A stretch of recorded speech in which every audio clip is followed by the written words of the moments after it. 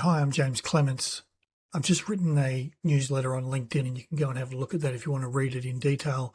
But it talks about the impending AI skills gap that's going to be coming down the track if it's not here already.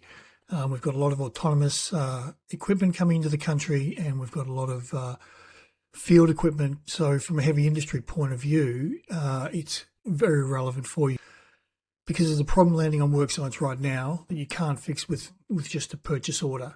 The AI tools have already arrived, so we know that the trained people who can govern them, trust them, and run them safely, that's the gap. In the next few minutes, I'll show you exactly where the gap is biting the hardest. It's around autonomous mining, commercial construction, and the government tenders. And we know that there's a lot of governance requirements being pushed down, so we need skilled people for that. That's going straight to from primes down to tier 2 and tier 3 contractors. And more to the point, what these firms that are already preparing for this, what they're doing, and how they're setting themselves up for success in the next 10 years. So here's what's really going on at the moment. The conversation about whether heavy industry should be looking at AI is over. The tools have already arrived. We're seeing advanced digital systems deployed at scale across active work sites right now. This has created a problem that keeps industry leaders awake at night. The machines are running, but the people who can govern and trust them haven't been trained yet. For a contractor, this is a harsh commercial reality. You can issue a purchase order for software tomorrow, but you cannot buy a trained workforce that the market isn't producing. The firms pulling ahead aren't relying on massive tech budgets. They recognised early that buying capability wasn't an option, and they focused on building it internally. And the pressure to figure this out is coming directly from the top. Governments have moved past exploring these tools and started officially mandating them. Take Australia's recent $9.7 billion digital budget aimed at sovereign AI, meaning secure, locally built digital infrastructure. As part of that push, AI competency is now being treated as a mandatory core skill for all government staff. When a massive client like the government mandates these tools internally, the requirement cascades down the supply chain. Those same standards immediately show up in the pre-qualification forms and tender documents sent to Tier 2 and Tier 3 contractors. That creates an acute staff readiness gap.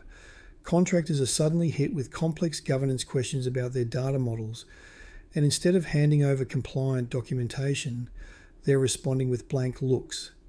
Contractors are now facing a widening gap between a client's legal requirements and their own team's technical literacy. Out in the field, the physical reality of this disconnect is even starker. Massive autonomous machines are rolling out across mining operations every day. This chart shows the rapid adoption of autonomous hardware alongside the workforce available to manage it.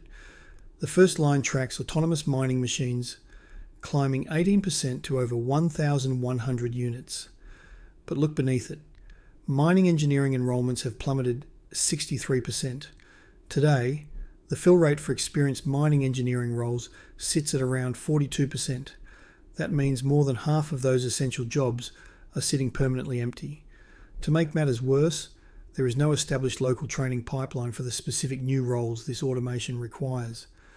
Positions like remote operations specialists, the technicians who actively monitor the algorithms and take over when the system fails, are virtually unfillable. A piece of heavy machinery acquired with a single signature, but the machine doesn't care if your team is short-staffed. Deploying autonomous hardware without the specialised crew to monitor it creates a massive, unmanaged safety risk. Stepping away from mining, commercial construction is facing the exact same squeeze. A global shortage of hundreds of thousands of workers is colliding head-on with an influx of new, complex site technologies.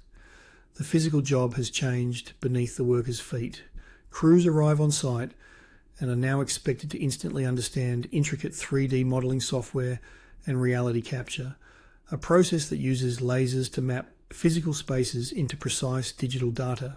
When you hand crews highly advanced tools without teaching them how to actually use them, adoption stays low. Workers find ways to bypass the software, and incredibly expensive hardware is quietly abandoned. A top-down corporate digital transformation strategy is completely useless if the people swinging the hammers haven't been trained on the tablets.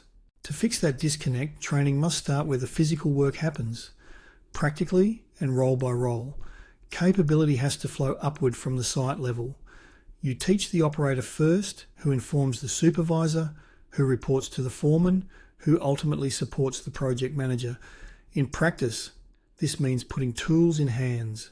This needs to be experienced operators physically standing on the actual sites where the work will be done, showing new workers exactly how to calibrate the sensors on a tool or piece of machinery. The firms already securing the next decade of infrastructure contracts saw this coming. They partnered with equipment manufacturers years ago to build up this internal knowledge base while their competitors waited. You cannot buy a workforce that doesn't exist. Firms that build their own teams from the ground up are the ones who will actually be able to run the machines they've already bought.